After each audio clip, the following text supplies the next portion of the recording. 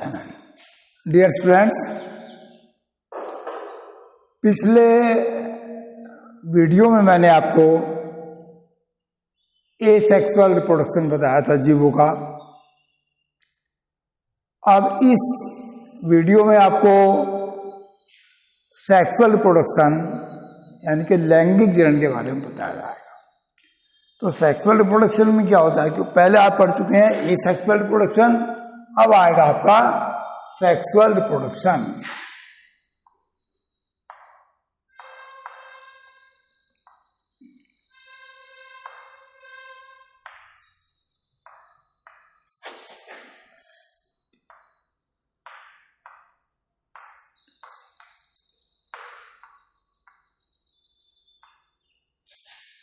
Sexual reproduction यानी कि लैंगिक जनन।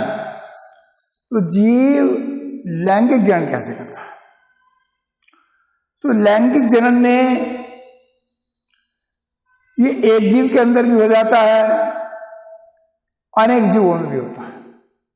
विपरीत, या तो एक ही ऑर्गेनिज्म हो, एक ही जीव हो, उसके अंदर दोनों प्रकार के ऑर्गन हो, मेल भी हो और फीमेल भी हो, या फिर मेल एनिमल अलग, मेल जो जीव है वो अलग होगा और फीमेल जीव अलग होगा, चाहे वो प्लांट हो या एनिमल, दोनों रहता है। तो इसमें बता रहा मैं आपको, पहले इसमें क्रिया होती है गैमेटोजेनेसिस यानी कि गैमेटो का निर्माण।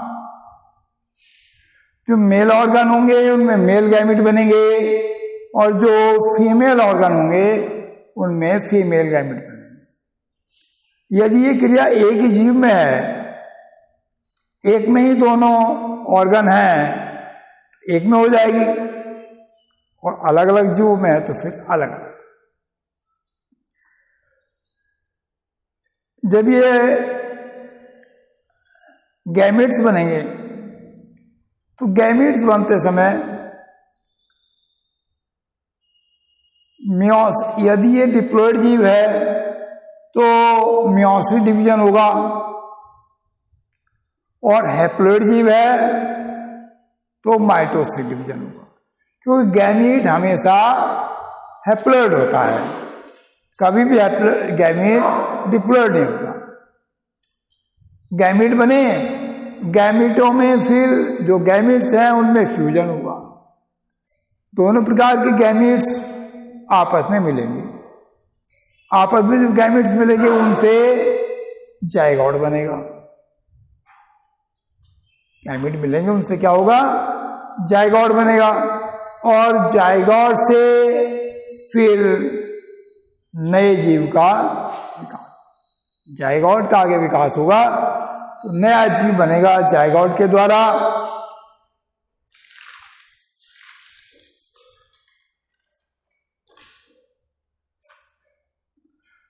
अब ये क्रिया होती कैसे है?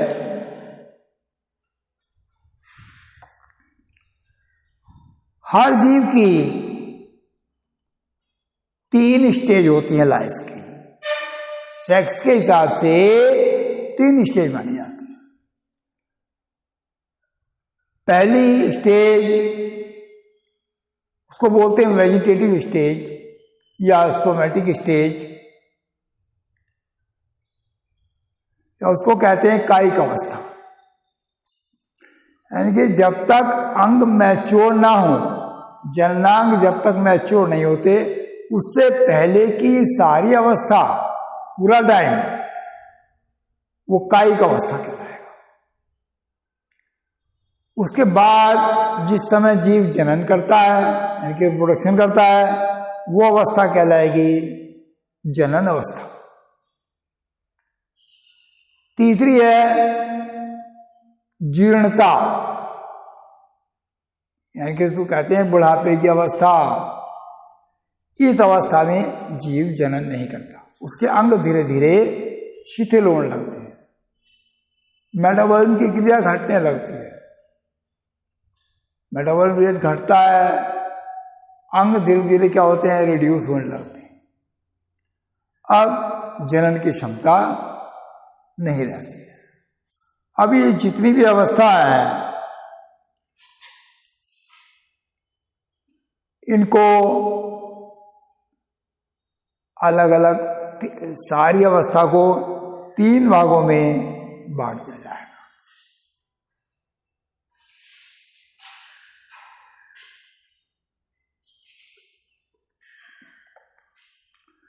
कि 3 अवस्था में बांटेंगे। एक निषेचन से पहली अवस्था, दूसरी निषेचन के समय की अवस्था और तीसरी निषेचन के बाद की अवस्था, 3 अवस्था में। अब इससे रिलेटेड कुछ अन्य चीजें आती हैं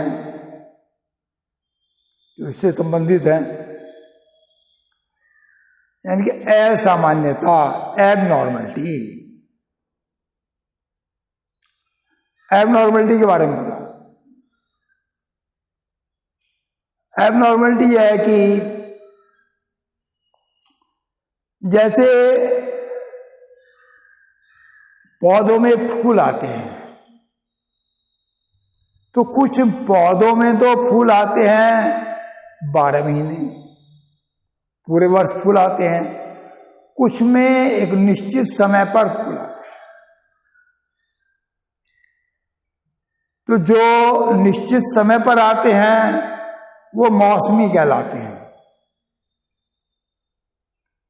निश्चित समय पर आने वाले तो अधिकांश पौधे होते हैं। जैसे निश्चित समय पर आने वालों में आपका आम है,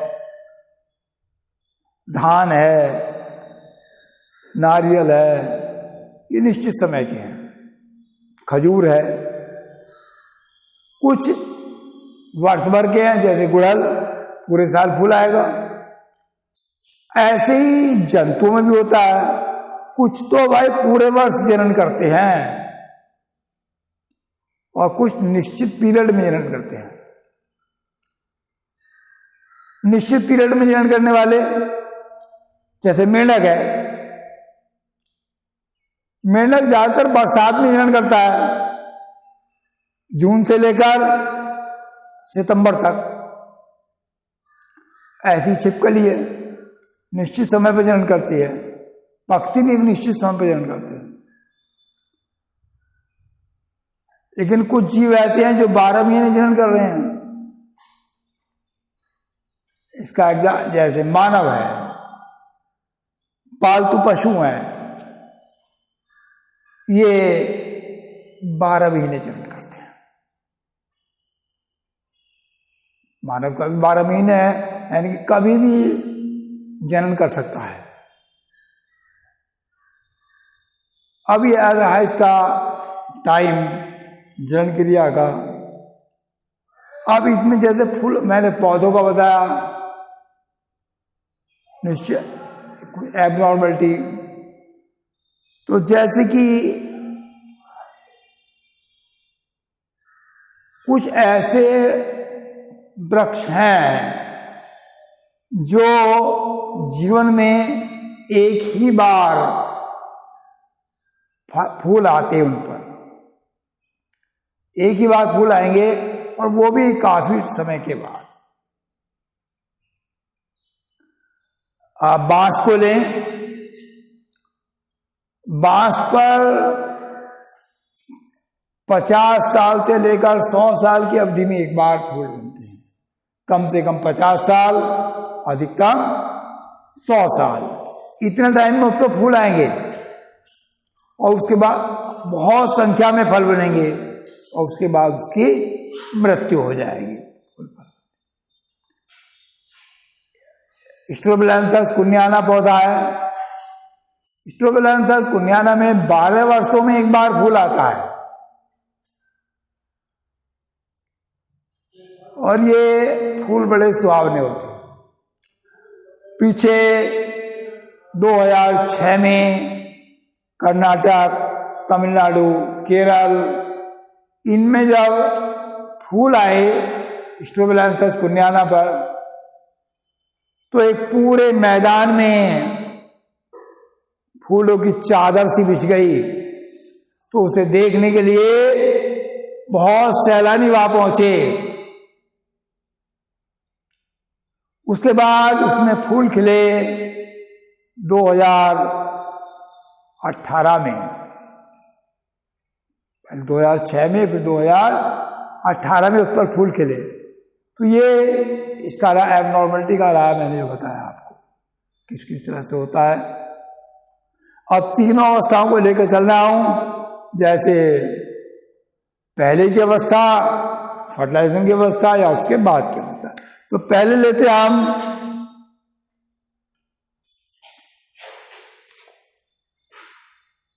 pre fertilization stage.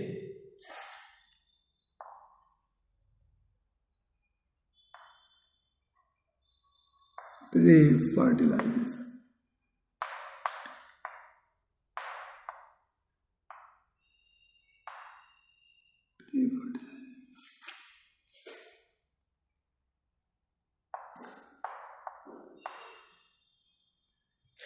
Pre fertilization events.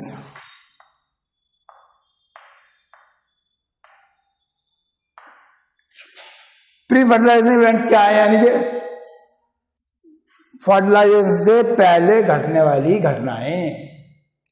तो फर्टिलाइजेशन से पहले जो घटनाएं होती है, अब ये नंबर 1 पर प्री फर्टिलाइजेशन है, 2 पर आएगा आपका फर्टिलाइजेशन,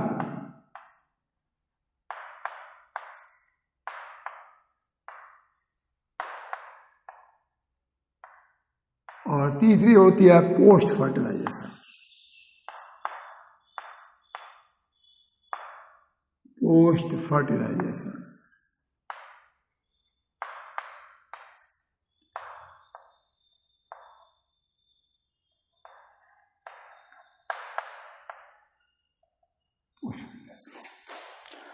तीन अवस्था में लिखिए, प्री फर्टिलाइजेशन, फर्टिलाइजेशन और पोस्ट सभी।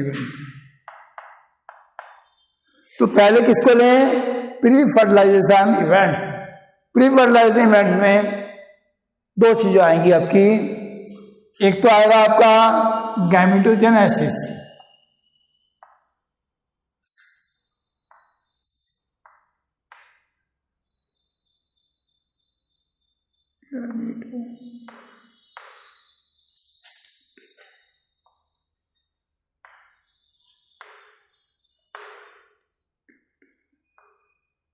गैमेटोजेनेसिस, और दूसरा गैमीट ट्रांसफर।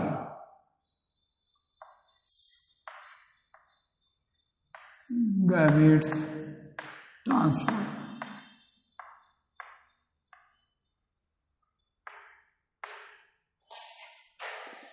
दो चीजें इनमें, पहला गैमेटोजेनेसिस, दूसरा गैमीट्स ट्रांसफर।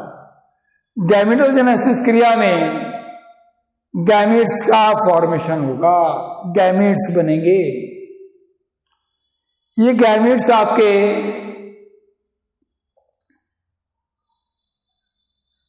यदि जीव, मैंने बताया कि डिप्लॉयड है, तो मियोसिस डिवीजन द्वारा बनेंगे, और जीव क्या हैप्लॉयड है तो माइटोसिस डिवीजन द्वारा बनेंगे। क्योंकि गैमीट्स हमेशा हैप्लॉयड होते हैं, तो हैप्लॉयड रचनाएं बनेंगी। अब ये गैमीट्स आइसोगैमीट्स भी हो सकते हैं या एनाइसोगैमीट्स हो सकते हैं। या तो आइसोगैमीट्स हो सकते हैं या फिर एनाइसोगैमीट्स हो सकते हैं। आइसोगैमीट्स वो होते हैं जिनकी स्ट्रक्चर, यानी कि इनकी बाह्य आकार की सेम होती है, आपस में समान होती है, वो कहलाते हैं गैमीटो, ये आइसोगैमीट।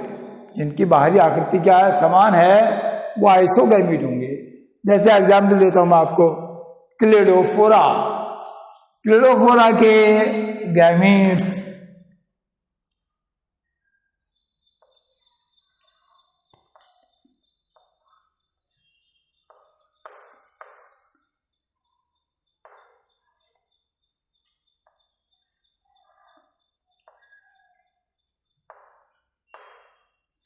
कुछ इस तरह के गैमेट्स होंगे यानी कि दोनों देखने में सेम है, दोनों पर फ्लैजिला है, दोनों मोटाइल है। एल की फंजाई में ये क्या बोलते हैं, आइसोगैमेट्स। कुछ गैमेट्स एनाइसोगैमेट्स होते हैं। एनाइसोगैमेट्स में आपका जैसे जंतुओं के गैमेट्स हैं, स्पर्म अलग, ओवम अलग, एक गैमेट छोटा, एक गैमेट बड़ा। कुछ गैमेट छोटे, उनकी संरचना अलग अलग होगी, स्ट्रक्चर अलग अलग होगी, तो वो कहलाएंगे एनाइसोगैमेट्स। अभी गैमेट्स का कैसा है गैमेट, अभी इसमें गैमेट्स के बाद यहां आता है फिर सेक्सुअलिटी। इसी में सेक्सुअलिटी,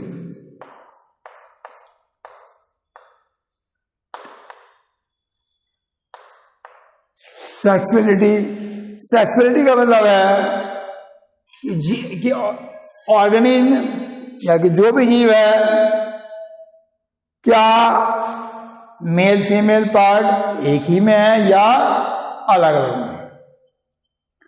यदि मेल और फीमेल पार्ट दोनों एक ही ऑर्गेनिज्म में होते हैं तो ये कहलाता है मोनोसियस। यदि मेल और फीमेल एक ही ऑर्गेनिज्म में हो तो क्या कहलाएगा, मोनोसियस या होमोसेक्सुअल, बाइसेक्सुअल भी कहेंगे। यदि एनिमल्स को लें तो आपका ये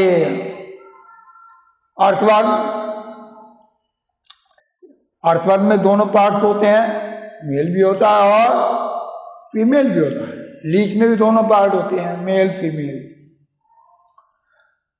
टेमवर्म में दोनों पार्ट होते हैं, मेल फीमेल। तो ये क्या आ जाएंगे, मोनोसेक्स या बाइसेक्सुअल। कुछ में एक ही पार्ट होता है, या तो मेल होगा या फिर फीमेल होगा। मेल है तब उसको मेल, फीमेल है तो फीमेल। अब यार अलग अलग जब होते हैं तो इसको बोलते हैं हम डायोसियस। अलग अलग हम तो क्या बोलेंगे, डायोसियस। पहले मोनोसियस थे, ये डायोसियस। अब इसमें ये होता है, प्लांट्स में देखिए, प्लांट्स में कभी कभी प्लांट एक ही होता है लेकिन फ्लावर दो प्रकार के आते हैं। प्लांट एक ही है लेकिन फ्लावर दो टाइप है। उस पर मेल फ्लावर भी है, फीमेल फ्लावर भी है, या फिर कुछ फ्लावर ऐसे हैं जो मेल भी हैं और फीमेल भी है, दोनों ही पार्ट्स है उसके। ऐसे फ्लावर मेल फीमेल दोनों फ्लावर होते हैं तो ये फ्लावर की दृष्टि से तो, प्लांट की दृष्टि से तो हो जाएगा मोनोसियस, और फ्लावर की दृष्टि से लेंगे तो होगा ये डायोसियस, क्योंकि दोनों अलग अलग फ्लावर हैं। तो मोनोसियस हो गया, डायोसियस हो गया। तो ये आपका सेक्सुअलिटी आती है इसकी।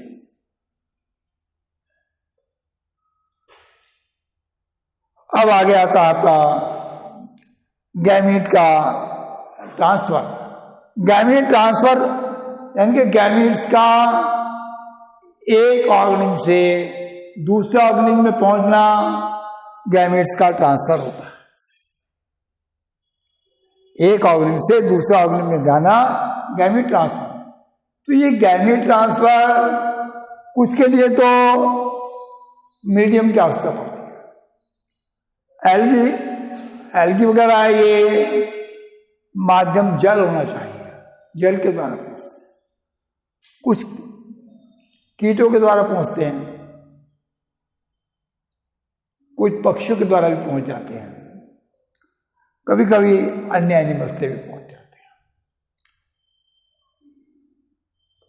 और जो यदि एनिमल्स को लें तो उनमें कॉपुलेशन क्रिया होती है। कॉपुलेशन क्रिया के द्वारा गैमेट ट्रांसफर होता है।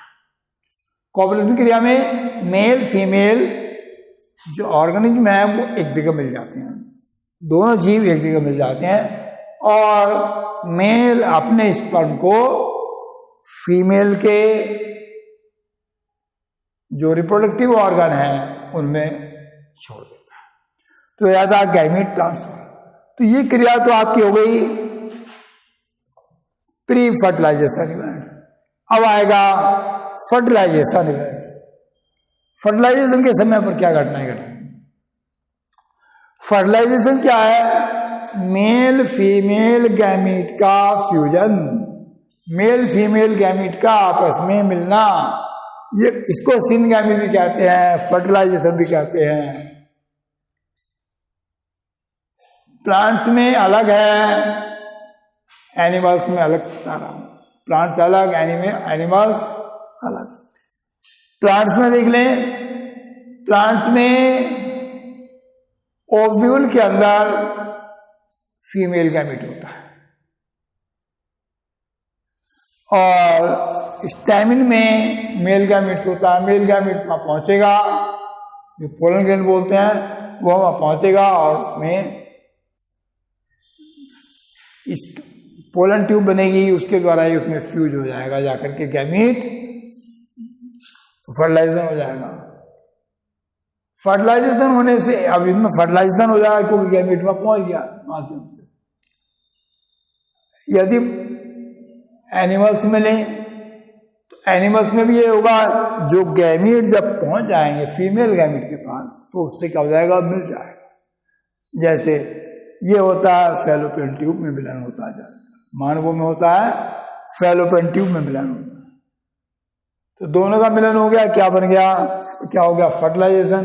इस फर्टिलाइजेशन क्रिया से आपका जायगोट बनता है। फर्टिलाइजेशन क्रिया हो जाएगी तो क्या बनेगा, जायगोट। अब जायगोट फॉर्मेशन हो गया, ये क्रिया, जायगोट का पूरा निर्माण जो है ये फर्टिलाइजेशन में आ जाए। इसके बाद आता है post fertilization stage event. Post fertilization यानी कि फर्टिलाइजेशन के बाद की घटनाएं। जब फर्टिलाइजेशन हो जाता है तो जो जायगोट बना, फर्टिलाइजेशन से क्या बना, जायगोट, और ये जायगोट से ही नए जीव का निर्माण होगा। जो जायगोट बना है उसी से नया जीव बनेगा। तो जायगोट का नया जीव बनेगा। अब इसमें पहले बताऊंगा आपको मैं प्लांट्स में, फिर बताता हूं एनिमल्स में। प्लांट्स में जायगोट बना ओव्यूल के अंदर, क्योंकि ओव्यूल का जो एम्ब्रियो सैक है उसमें एग होता है, वहीं पहुंचता है आपका पोलन ग्रेन का गैमेट्स, उससे बन जाएगा जायगोट। और जायगोट का जब डेवलपमेंट होगा तो जायगोट के डेवलपमेंट से एम्ब्रियो बनेगा, भ्रूण बनेगा। तो यहां पर एक रचना और बनती है एंडोस्पर्म, क्योंकि सेकेंडरी न्यूक्लियस से एंडोस्पर्म बनता है, जो कि एम्ब्रियो को जो फूड है वो प्रोवाइड करता है, फूड देता है एम्ब्रियो को, वो उसको बोलते हैं एंडोस्पर्म। तो एंडोस्पर्म का फॉर्मेशन भी इससे होता है, जो सेकेंडरी न्यूक्लियस। फर्टिलाइजेशन क्रिया में सेकेंडरी न्यूक्लियस से के बाद जो बनेगा वो एंडोस्पर्म बनेगा, और जायगोट से एम्ब्रियो बनेगा। दोनों इतना कहाँ बनी है, ओव्यूल के अंदर। ओव्यूल चूंकि फीमेल फ्लावर से जुड़ा हुआ फीमेल पार्ट है, तो ये वहीं पर इसका, अभी इसके ओव्यूल जब डेवलप होगा इसके बाद, तो इसमें जो आपका ये क्रिया हुई है फर्टिलाइजेशन की, अभी जायगोट में डिवीजन शुरू होंगे। जायगोट में होते हैं डिवीजन। जब जायगोट में डिवीजन होंगे, डिवीजन के बाद डिफरेंशिएशन होगा। डिवीजन से एक सेल के अनेक सेल बनेंगे, एक सेल से बहुत सारे सेल बनेंगे, और डिफरेंशिएशन में उन सेल से ग्रुप बनेंगे, उनसे बनेंगे ऑर्गन, टिश्यू बनेंगे, पहले टिश्यू से ऑर्गन बनेंगे, ऑर्गन सिस्टम बनेगा, उससे फिर पूरा जीव, पूरा प्लांट बनेगा। अब ये डाइकॉट में अलग होता है मान, अब अगले चैप्टर में आएगा आपका किस तरह से होता है, वो डिटेल उसमें आएगी। अब ये केवल उसकी इंट्रोडक्शन है। आगे यदि मानवों उसमें ले जंतुओं में, तो जंतुओं में हम लेते हैं तो भाई ये डेवलपमेंट, ये फर्टिलाइजेशन उसमें एक्सटर्नल इंटरनल दो तरह का हो सकता है। एक्सटर्नल भी हो सकता है और इंटरनल भी हो सकता है। एक्सटर्नल जब स्पर्म और ओवम का मिलन बॉडी के बाहर होता है तो कहलाता है एक्सटर्नल, और बॉडी के अंदर हो गया तो कहलाएगा इंटरनल। एक्सटर्नल किस किस में हो रहा? मेंढक में, मछली में, इनमें होता है एक्सटर्नल। इंटरनल बाकी जीवों में, मानव में, कुत्ता, बिल्ली, बैल, बंदर, कुत्ता है, बिल्ली है, गाय है, इनके अंदर या हाथी है, शेर है, इनमें सब में इंटरनल होता है, पक्षियों में इंटरनल होता है। ये हुआ आपका। अब ये इंटरनल होता, अब इसमें इन जीवों को दो भागों में बांटते हैं, या तो वो फर्टिलाइजेशन की दृष्टि से जीव होंगे ओविपेरस या होंगे फिर विविपेरस। ओविपेरस जो अंडे देते हैं और विविपेरस जो बच्चों को जन्म देते हैं। ओविपेरस में अंडे होंगे, अंडे जो होते हैं वो कैल्शियम युक्त जो कवच होता है उससे ढके होते हैं, कैल्शियम युक्त कवच से ढके होंगे, और ढके होने के बाद अंडों से बाद में बच्चे बनेंगे। और विविपेरस जो होते हैं, तो ओविपेरस में आपके पक्षी आ जाते हैं, बहुत जीव आते हैं जो अंडे देने वाले हैं। विविपेरस जो कि बच्चों को जन्म देते हैं, यानी कि इनमें ये जीव अंडे नहीं देते बल्कि एक विकसित या अविकसित बालक को जन्म देते हैं, शिशु को जन्म देते हैं, वो कहलाते हैं विविपेरस।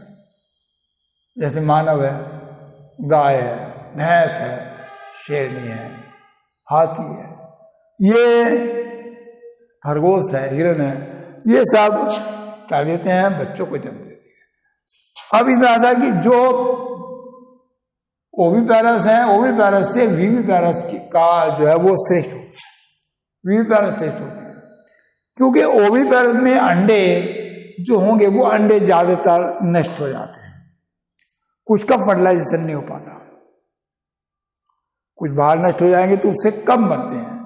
लेकिन विविपेरस सुरक्षित, उनका विकास, उनका डेवलपमेंट जो होता है बॉडी के अंदर होता है, तो वो ज्यादा सुरक्षित होते हैं। तो यह था आपका। अब इसमें जितने भी ये सेक्सुअल रिप्रोडक्शन से जो संतानें उत्पन्न होती हैं वो अपने माता पिता की आइडेंटिकल कॉपी नहीं होती, उसके क्लोन नहीं होते वो। ये आप डिफरेंट, इनमें डिफरेंस होता है, अपने पेरेंट्स से भी डिफरेंस होता है और अपने आपस में एक दूसरे से भी जो संतति है उनमें भी आपस में डिफरेंस होता है, बिल्कुल सेम नहीं होते। इसका जो वर्णन है क्यों होते हैं ये डिफरेंस, एक दूसरे से डिफरेंट क्यों होते हैं, इसका मैं जो अगले चैप्टर आएंगे उनमें बताया जाएगा। लेकिन होते क्या है? डिफरेंट। ये मैंने इसका आपको आज इसका इंट्रोडक्शन दिया, जो सामान्य जानकारी थी आपकी वो यहाँ पर दे दी गई है। अब आगे नेक्स्ट वीडियो में आगे समझाया जाएगा।